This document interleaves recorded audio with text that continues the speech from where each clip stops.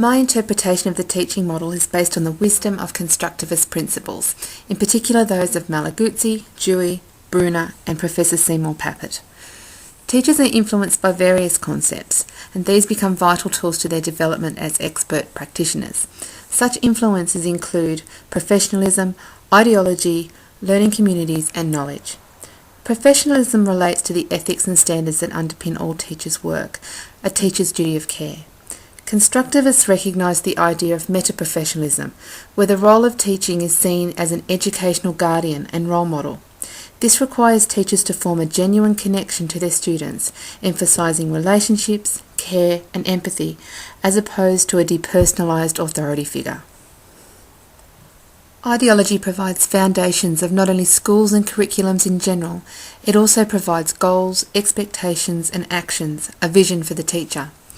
A teacher's individual ideological perspectives are formed by expanding pre-existing philosophies with their authentic experiences to form deep understandings of the teaching act.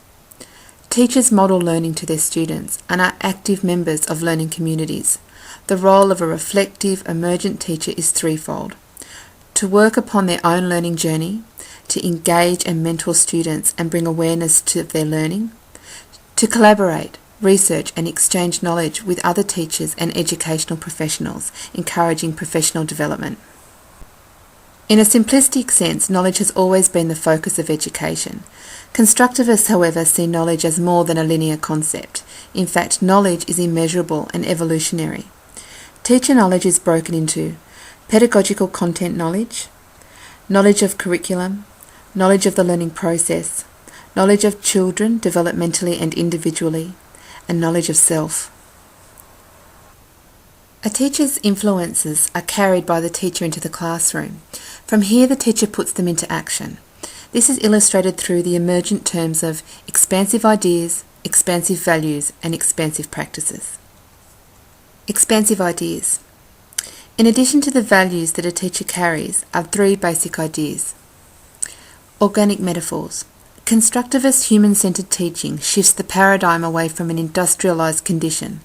Language such as inputs, outputs, productivity, effectiveness, etc., to an interconnected living system and metaphors of life, growing, evolving, adapting, sustenance and nurturing. Children as citizens. Children have rights to participate in society according to their developmental level. The teacher is a child's advocate to empower their citizenship within the learning community. Children as creators. Further to citizenship, children are co-creators of culture and protagonists of their own experiences. They have the right to contribute to their community and should be valued for their individual strengths and creativity. Expansive values. These are seen in the concept of relationality, the interconnectedness of all things including that of the classroom, reflecting the teacher-student relationship, expanding to a social network of collaboration and integrity of participation. Reciprocity.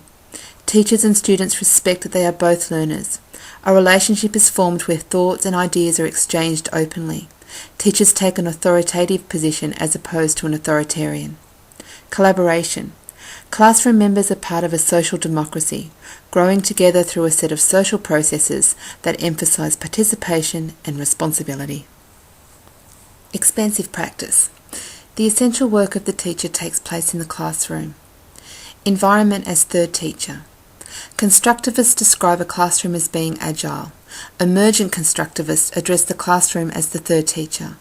The classroom environment has a huge capacity to shape learning, foster collaboration and inspire experiences. An expert teacher is conscious of how they design and organise the objects and contents within the classroom to best inspire learning experiences. Pedagogical documentation. Observations of what children are thinking, feeling and doing. Documentation of children's learning helps bring transparency to the work being done within the classroom, making it visible to all concerned. It also helps to plan where to go next, formulate feedback initiatives, as well as reflect upon the work of child and teacher. Learning awareness and metacognition. When a teacher guides a student and brings awareness to their learning qualities, they bring about a higher level of thinking. Respect is given that each child is unique and differentiated. scaffolding, dialogue, feedback and interventions, delivered in a conscious and reflective manner, engage intrinsic motivation, creating a lifelong love of learning. Projection. The ability to hypothesize the possible pathways of children's learning. Teachers prepare and support children's ideas and interests. Understanding that the destination of learning may not always be predetermined, but evolve during the process. Teachers' responses are not prescribed, but are highly original as they rise to meet the individual conditions created by children's learning. The teacher's use of expansive concepts and practices reflects upon the child, nurturing the growth of 4 authentic human experiences: wholeheartedness, self-autonomy, open-mindedness, and knowledge. Wholeheartedness, an ability to take risks and act with self-determination and creativity. Self-autonomy, a child's awareness and responsibility of their own individual learning needs, the development of critical thinking. Open-mindedness, an active desire to see more than one side, to be open to others' opinions and views. Children develop divergent thought, the ability to see more than one answer, more than one path, and more than one single destination. Knowledge. Knowledge is constructed, developing a high level of rationality, encouraging innovation, imagination and creativity, the very skills needed by the 21st century learner.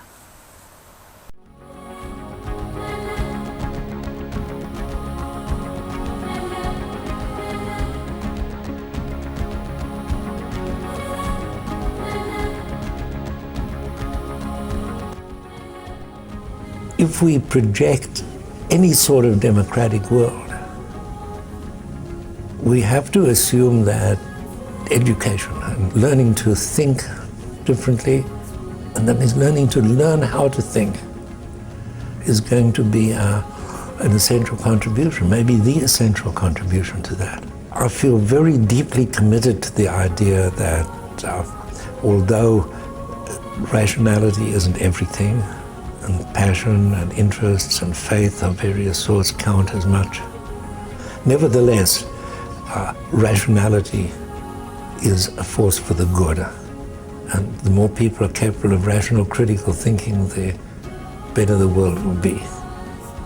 The more they have access to knowledge about the rest of the world, the better the world will be.